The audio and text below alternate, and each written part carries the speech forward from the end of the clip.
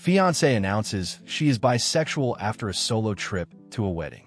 Betty, 27F, and I, 30M, got engaged in January after dating for a couple of years. Our plan was to get married next year when we had saved enough money for the wedding. Shortly after getting engaged, we moved in together at the end of January. In May, Betty was a bridesmaid for one of her friends. I was unable to attend due to my job and the fact it was a 5-day trip.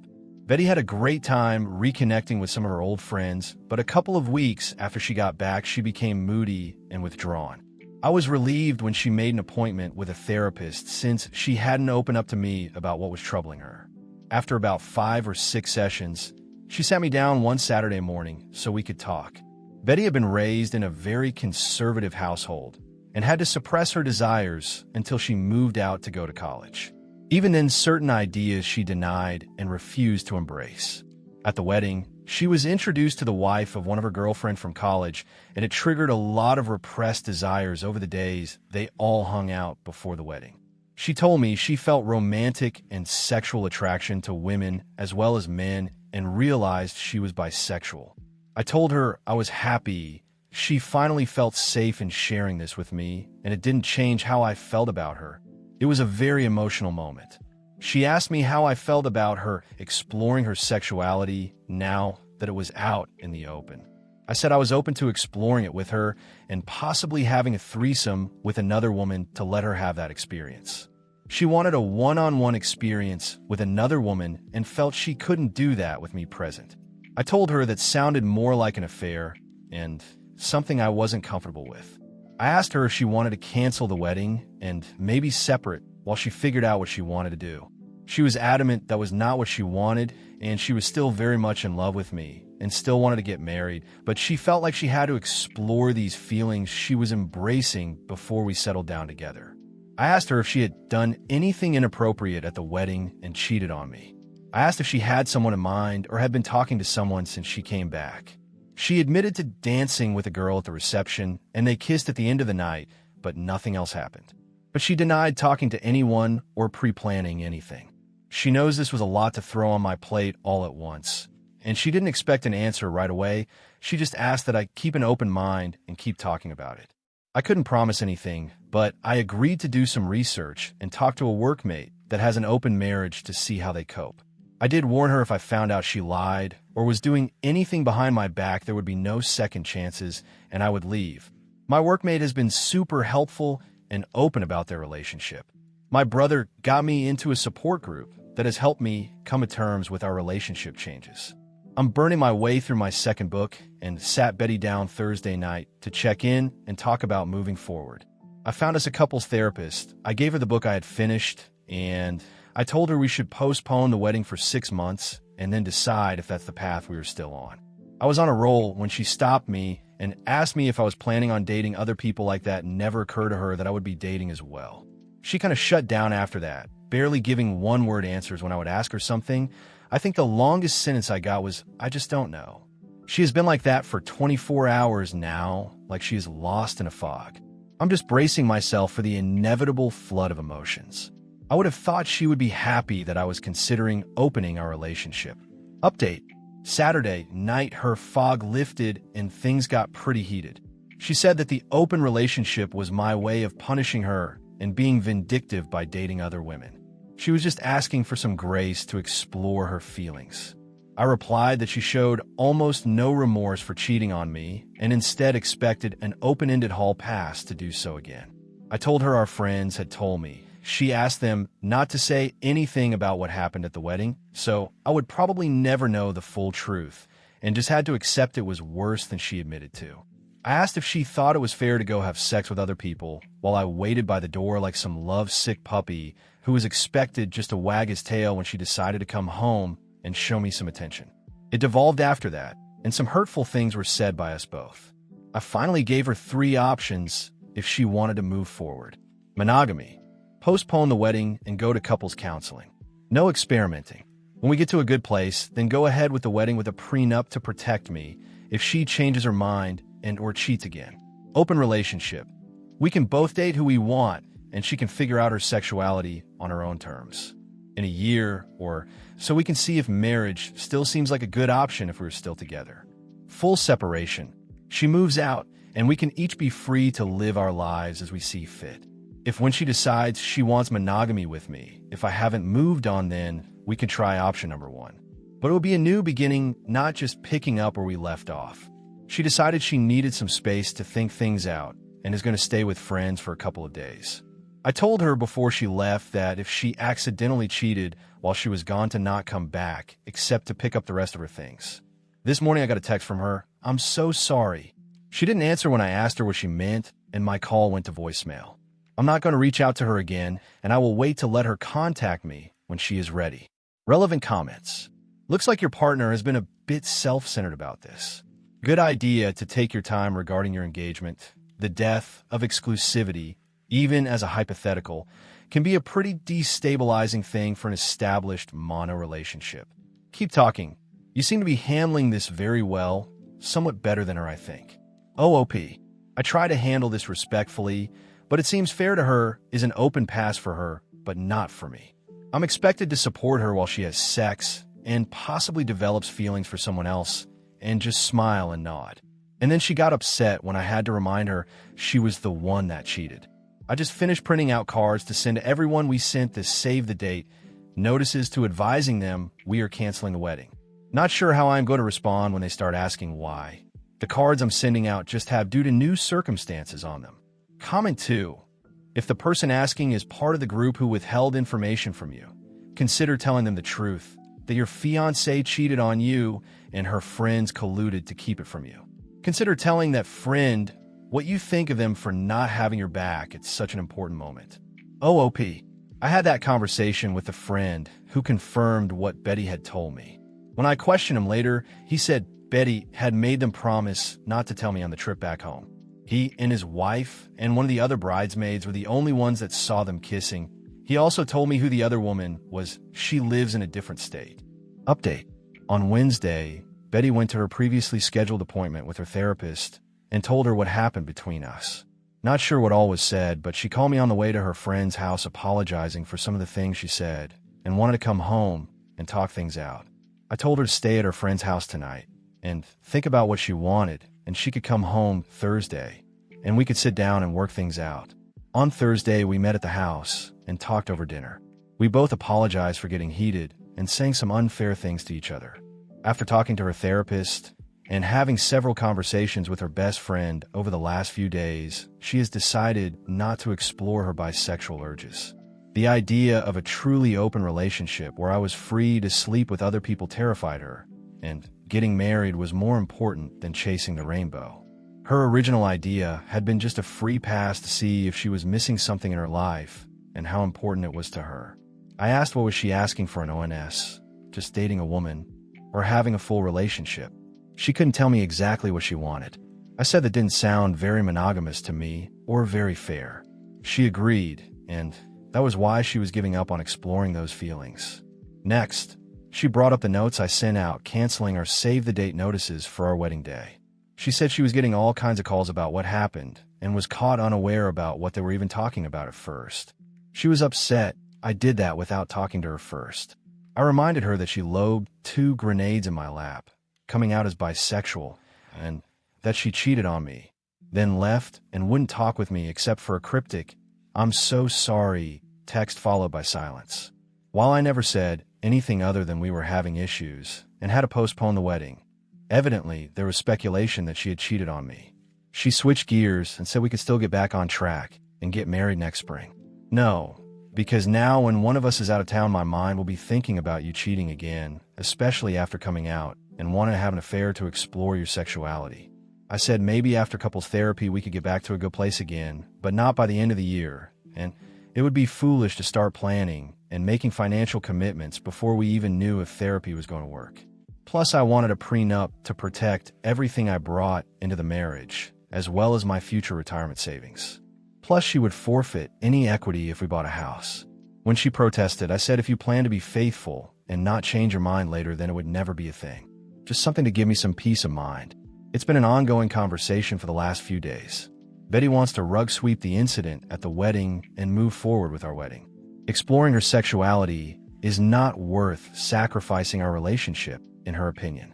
For now, we're back together and planning on counseling soon.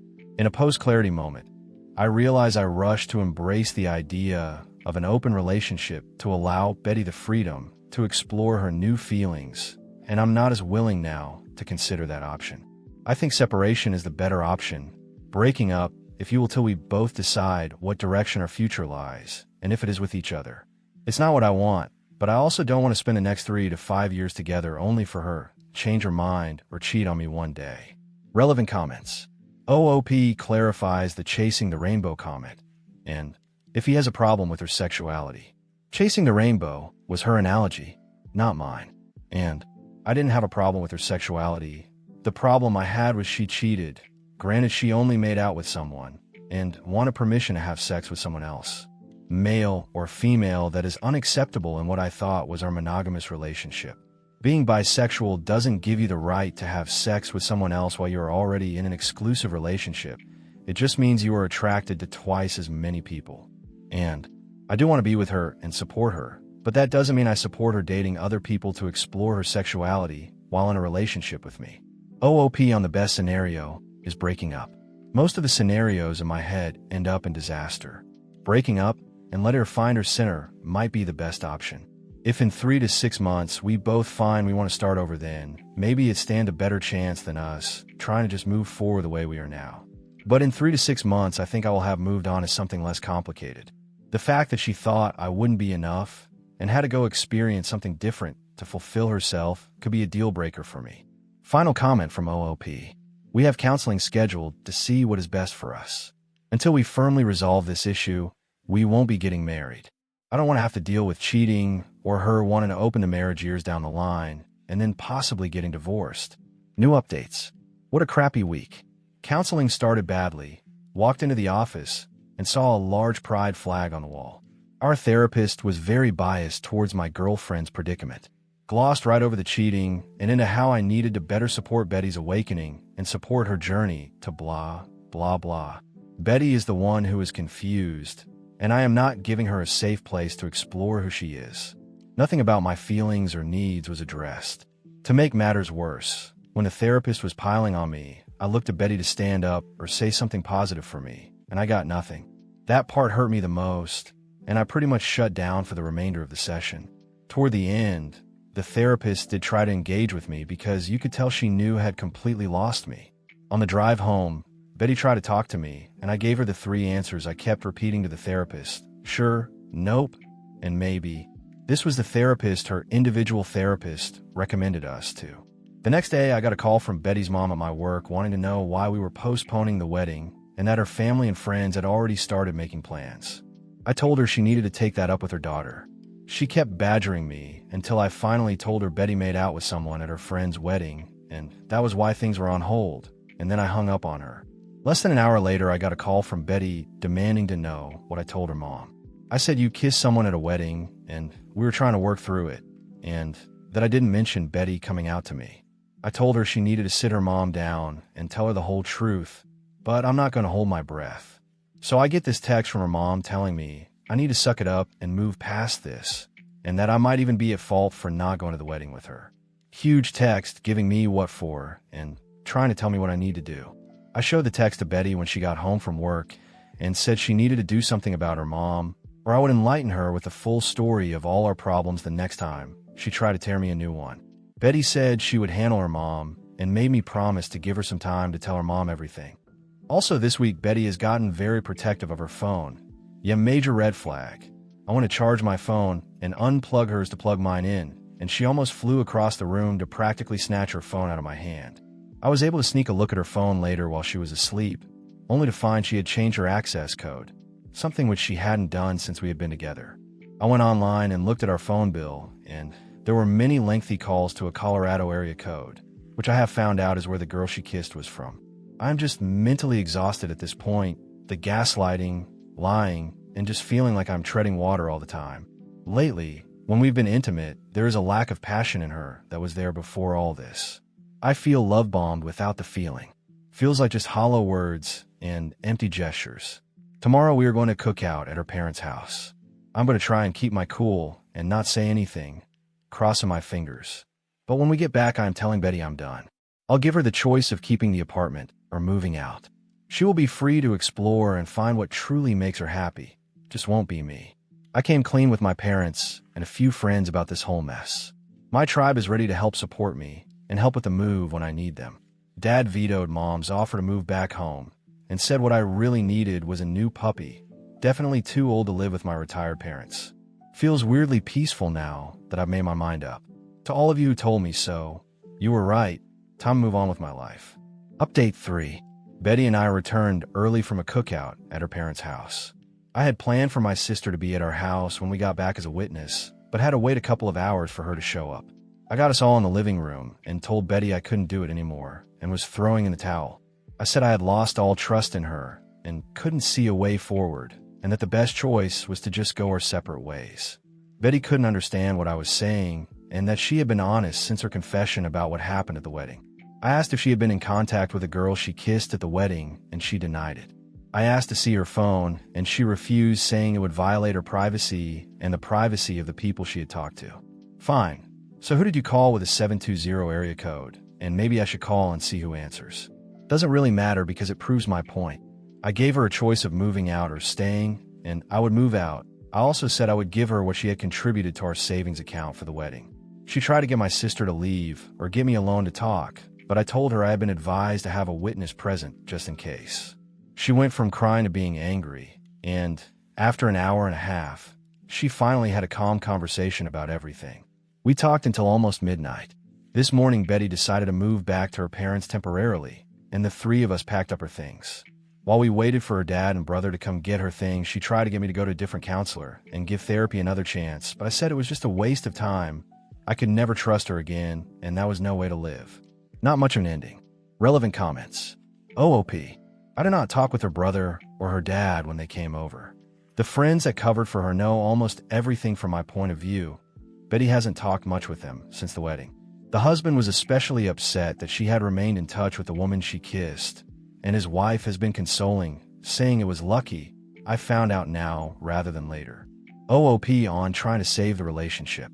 At first I thought this was just a speed bump and something we could get past, but it became a sinkhole that just got deeper and deeper.